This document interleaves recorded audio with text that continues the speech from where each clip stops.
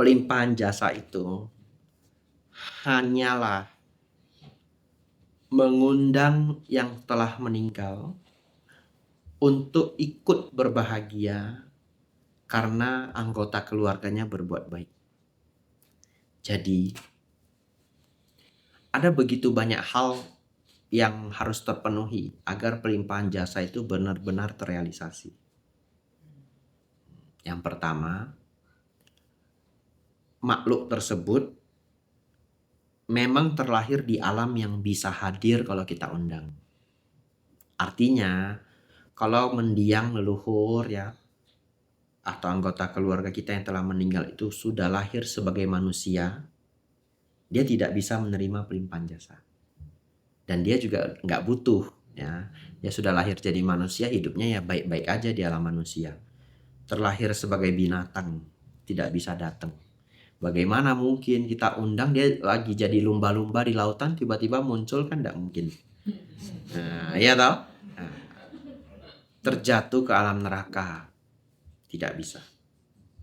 Jadi yang bisa datang kalau diundang itu adalah peta. Ya, atau kita sering menyebutnya hantu gentayangan gitu ya, atau jas hantu gitu. Peta dan para dewa. Makanya pelimpahan jasa itu kita menyebutkannya kepada para peta, para dewa, baru semua makhluk. Tapi sebenarnya pelimpahan jasa yang bisa kita undang itu adalah peta dan dewa. Nah, lalu di antara dua kelompok makhluk ini, dewa juga sebenarnya nggak diberi pelimpahan jasa, dia pun sudah happy life. Ya, maka yang benar-benar membutuhkan hanya makhluk peta yang bisa datang kalau kita undang. Nah, yang kedua, sesungguhnya yang para misalkan makhluk peta ini sudah hadir, kita hanya mengajak mereka untuk bermudita. Mudita itu artinya ikut bahagia atas kebaikan orang lain. Tapi itu sebabnya kenapa pelimpahan jasa itu sangat efektif kalau masih ada hubungan family. Saya beri contoh. Ini psikologis banget. Ya. Kalau ada seseorang, saya kasih contoh langsung aja. Kalau seseorang punya anak, anaknya kemudian tumbuh dewasa dan sukses ya, sudah umur 26 tahun, sukses banget ya, sampai jadi manajer di satu startup. Lalu satu ketika ada bencana terjadi di satu provinsi, dia berdana 10 ton beras, contoh ya, 10 ton beras. Dan ketika dana itu dikirim, dia tulis bahwa dana ini semua dengan nama ibunya. Ibunya nggak tahu. Lalu beras itu terkirim. Wah, truk itu ada kainnya bertulis dari Ibu Cynthia. Contoh ya, nggak ada yang nama Cynthia ya. Wah, bos, banyak sekali truk-truk beras dari persembahan bantuan beras dari Ibu Cynthia. Tiba-tiba masuk TV. Ya, atau anaknya fotoin kirim ke ibunya, atau seseorang fotoin kirim ke ibunya. Dan atau anaknya memberitahu, "Ma, ini saya berdana semua atas nama ibu." Pertanyaan saya, ibunya ikut bahagia enggak? Pasti berbahagia. Pasti berbahagia. Ada satu hal yang berbeda kalau yang melakukan itu tetangga. Iya. Bayangin, tetangganya tiba-tiba foto ya dari Ibu Cynthia. Kemudian chat, "AI, Kamsia ya, sudah jadi tetangga saya sejak kecil. Ini persembahan dari saya atas nama AI." Kita juga baca, ya Kamsia gitu ya. Nggak ada itu tersentuh apa gitu, nggak ada. Tahu nggak kenapa? Coba pikirkan. Gantian. Minum dulu. Beda ya pasti. Pasti beda, coba renungkan sendiri. Kan Bapak Ibu punya anak, saya enggak punya. Nah, Anda harusnya lebih bisa membayangkan. Saya kasih bawa piala. Ma, saya menang English speech competition. Seneng nggak? Anak tetangga yang menang gimana? Nah, lalu anggaplah anak tetangga ini yatim piatu. AI, saya menang ini untuk AI gitu. Ya, kamsia ya. Nanti AI bikinin kolak gitu. Ya toh? Ya tetap happy. Tapi beda banget kalau itu anak sendiri. Betul ya? Apa yang menjadi penentu banget orang tua ikut bahagia karena anaknya berdana 10 ton beras? Tahu ndak apa? Udah kepikiran belum? Anda akan merasa Anda ikut berdana. Kenapa? Karena itu anak siapa yang besarkan? Anda. Itu anak hari ini bisa berdana beras 10 ton. Anda ikut berdana nggak? Ikut. Karena anak itu semuanya habis berapa banyak biaya untuk membesarkan dia. Itu Anda. Kalau Anda punya catatan itu dalam hati lu utang ayah. Tahu nggak besarin lu itu ya. Sudah habis berapa M itu. Iya toh? Jadi ketika dia bisa berdana 10 ton beras, Anda merasa Anda ikut berdana. Karena siapa yang membesarkan anak itu? Anda. Kalau Anda tidak membesarkan dia hari ini, dia bisa nggak berdana 10 ton beras? Enggak. Apa yang dia lakukan, Anda menganggap Anda punya andil. Kebahagiaan Anda akan jauh lebih besar. Jadi, even Anda merasa bahwa itu adalah perbuatan Anda. Ada loh orang tua yang anaknya ngapain aja itu dia merasa bahwa itu adalah dia gitu. Iya toh? Itu sebabnya pelimpahan jasa menjadi sangat efektif kalau dipersembahkan ke orang tua sendiri atau kakek nenek kita sendiri. Ya, kalau dari orang lain bukan tidak efektif. Ya ada sih efektivitasnya. Anda bayangkan sendiri tadilah itulah anak tetangga lah ya. Ya, jadi pelimpahan jasa itu memang sebenarnya tidak bisa dinikmati oleh setiap alam menderita, tapi hanya terkhusus makhluk peta. Kalau makhluk tersebut sudah terlahir di alam binatang atau alam neraka, ya kita tidak bisa bantu lagi. Ya, mau bagaimana lagi mereka harus menjalankan karma buruk yang mereka lakukan sendiri. Ya, seperti itu. Ya, dan memang di antara tiga alam menderita, alam peta adalah yang paling tinggi. Ya, paling bawah itu adalah alam neraka, di atasnya alam binatang, baru alam peta. Ya. Asura Bante, Asura itu tambahan kitab tafsir. Jadi dari Suta adalah 30 alam kehidupan. Ditambah oleh kitab tafsir satu alam disebut alam Asura. Tapi akhirnya yang lebih jauh lebih populer adalah 31 alam kehidupan. Tidak apa-apa, lebih kurang sama. Ya. Baik, secara dharma, kalau ibu itu bahagia, dia ikut berbuat baik melalui pikiran. Tapi kalau dia tidak berbahagia, ya dia tidak berbuat baik. Tapi berbahagia atas kebaikan orang di dalam pikiran tentu bukanlah kebaikan yang setinggi anak itu berdana. Ya. Tetapi kebajikan melalui pikiran itu juga bukan hal yang kecil. Bukan hal yang kecil. Ya. Karena pikiran itu adalah sesuatu yang sangat mendominasi hidup kita. Ya, terlebih untuk makhluk peta. Apa hubungannya dengan makhluk peta? Makhluk peta itu dalam keadaan sangat sedikit kebajikan. Sangat sedikit kebajikan. Mereka minus kebajikan. Ya. Lalu setelah itu para makhluk peta itu sangat bersedih ya, karena selama hidup mereka malah tidak menggunakan hidupnya untuk berbuat baik ya. Jadi itu sebabnya semua makhluk peta itu sering digambarkan dalam keadaan bersedih. Hampir di setiap culture. Ya. Kalau Anda mendengar kuntilanak tertawa, ya, itu adalah tertawa kesedihan. Ya. Ya. Kalau Anda ketemu tanya aja. Oh jangan ya. Ibu tertawa itu bahagia atau sedih? Ya, kan dalam sejarahnya kuntilanak itu kehilangan anak, atau bagaimana ketawa setelah kehilangan anak? Itu sebenarnya sudah masuk ke level sakit jiwa. Tertawanya itu, ya. Kalau ketemu nanti tanya dah.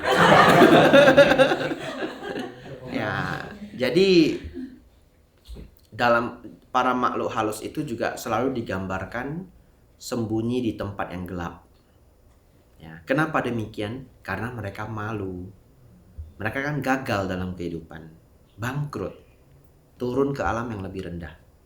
Ya toh? Kenapa malu? Karena ya tidak menjalani hidup dengan baik. Jangankan alam makhluk halus, sebagai manusia saja mengalami kegagalan kita malu toh. Kita nggak ketemu teman dulu sampai kita recovery, baru berani ketemu teman. Ya. Jadi dalam keadaan yang sangat terpuruk itu, para makhluk peta menjadi sadar betapa pentingnya kebajikan. Dan kalau di antara yang mendapat kesempatan untuk melihat keluarganya berbuat kebaikan, dia bisa berbahagia, yaitu bisa membantu hidupnya, ya. Tapi sejauh apa membantu, yaitu juga tergantung setiap makhluk mungkin punya kesadaran yang berbeda-beda. Ya, apa maksud saya kesadaran yang berbeda-beda? Kita jangan cerita makhluk halus dulu. Kita cerita orang tua yang sakit. Saya ketemu sangat banyak di Indonesia. Orang tuanya sakit, sudah berbaring, nggak bisa kemana-mana. Anaknya berbuat baik atas nama orang tuanya. Tidak semua merespon dengan respon yang sama. Ada yang anaknya berdana kesana kemari, kasih lihat mamanya happy. Ada yang mamanya malah ngamuk-ngamuk. Lu ngapain habisin uang ini? Jadi ya dia bukan mendapatkan kebahagiaan, tapi kebencian. Ya. Saya pernah diundang ke rumah umat, lalu ibunya sakit. Mungkin dia berharap saya bisa membuat ibunya mengenal dhamma atau menjadi lebih ceria. Tapi apa yang terjadi? Ibunya turun itu lihat saya kayak benci banget gitu. Benci sekali, saya jadi kayak merasa bersalah juga, saya datang.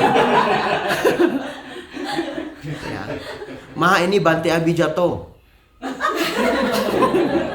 Dia kayak benci banget dengan saya salah saya apa gitu. Tapi bagaimana, saya tetap harus ramah ya. Ai, siapa boy gitu ya. Ai sudah makan belum? Nggak mau jawab saya dia. Ngeri sekali. Terus biasanya anaknya yang segera menghibur, Bante maaf, mama saya sedang sakit, memang begitu. Ya, tapi ya enggak apa-apa ya. Anaknya sudah berusaha lah ya, supaya ibunya bisa ketemu para biku. Tapi tidak banyak manfaat, malah muncul kebencian. Biasanya yang seperti itu saya nggak mau datang 2 kali. Daripada nambahkan waktu ya Bante. Betul, AI-nya juga kesel, saya juga khawatir AI itu kesel gitu ya. Saya juga stres ya. Nanti saya mau makan nasinya dia liatin. Masa enak sekali buat dia gitu ya. Ngabisin uang aja ya. Ngundang dia sendiri mau habis berapa duit. Nah, misalkan begitu. Jadi saya mau makan di sini. Lihat AI-nya. Aduh, susah. Saya makan cepet-cepet dah. Ya. Premis yang pertama itu sedikit keliru. Oke. Ya, pemikiran bahwa barang saya hilang berarti dulu saya pernah mencuri. Tidak seperti itu. Hukum karma tidak bekerja seperti itu. Hukum karma itu bekerja begini. Berbuat baik berbuah kebahagiaan. Berbuat buruk berbuah penderitaan. Jadi kalau barang kita hilang, bisa 2 kemungkinan. 1, kita pernah berbuat jahat di kehidupan lampau. Kejahatannya tidak harus mencuri. Kejahatannya bisa kejahatan apa aja. berbuahnya itu tidak persis sama. Kita membunuh orang bukan berarti nanti kita dibunuh. Kita membunuh orang bisa aja kita nanti kena kanker sakit-sakitan. Ya. Yang kedua, bisa saja bahkan barang kita hilang tidak mesti terkait dengan kehidupan lampau. Bisa saja barang kita hilang karena kita ceroboh. Saya kasih satu contoh cerita. Ini cukup sulit dipahami oleh semua orang. Pasti ada yang masih nggak nangkap maksud saya. Saya tambahin lagi satu cerita. Satu ketika ada seorang pemuda, ya, dia pergi ikut perang dan dia tertembak. Ya, entah tertembak di kaki atau tertembak di mana, lalu dia selamat. Dia datang menemui Acan Chah, gurunya Acan Bram. Ya, lalu dia bilang begini, Acan itu bahasa Thai artinya guru. Ya, bacanya pakai C, Acan. Ya, walaupun tulisnya pakai J. Acan, saya berbuat kebajikan selama hidup ini. Juga punya sada kepada Buddha Dhamma Sangha. Kenapa saya ikut perang, kenapa saya bisa tertembak saat perang? Itu pertanyaan dia ke Acan Chah. Tahu nggak Acan Chah menjawab apa? Ya, karena kamu ikut perang. Itu jawaban Acan Chah. Karena kamu pergi ikut perang. Betul ya? Jadi, Anda tidak perlu menguji. Dulu saya pernah nabrak orang apa enggak ya? Lalu Anda berdiri di depan highway yang sedang ngebut. Betul ya? Uji coba. Lalu tidak ada mobil yang bisa menabrak Anda gitu ya. Lalu Anda menyimpulkan, saya tidak pernah menabrak orang di kehidupan lampau. Gak akan mungkin begitu Anda buam habis. Anicca Wata Sangkara. Nah, undang biku baca parita. Betul ya? Ya, ini mati kenapa? Ini meninggal kenapa? Iya Bante, dia sedang menguji apakah hukum karma itu benar atau tidak dengan berdiri di highway gitu ya. Tidak. Jadi terkadang barang kita hilang itu murni kecerobohan. Tidak harus selalu berhubungan dengan karma lampau. Tapi jangan lupa, Sang Buddha mengajarkan kama wipaka. Setiap aksi ada buahnya. Setiap aksi ada buahnya. Barang saya hilang, aksinya apa? Ceroboh. Betul ya? Kecerobohan itu juga adalah sebuah tindakan. Jadi tidak semuanya harus berhubungan dengan kehidupan lampau. Bisa saja juga berhubungan dengan kehidupan lampau. Bisa saja juga tidak. Kalau mau tahu, gampang. Coba ke Pasar Sambu di Kota Medan. Nah, letakkan aja HP. Samsung yang bisa lipat itu.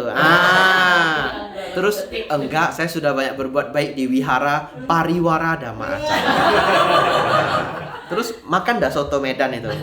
Lupakanlah HP-nya itu. Ya, pasti hilang sudah. Nah, karena ya kita ceroboh sendiri toh. Kita sudah tahu tempat itu banyak sekali pickpocket. Kemudian kita ceroboh ya, sengaja atau tidak sengaja, mungkin mau eksperimen, hilang. Ya beneran hilang. Ya, semoga itu bisa dipahami ya.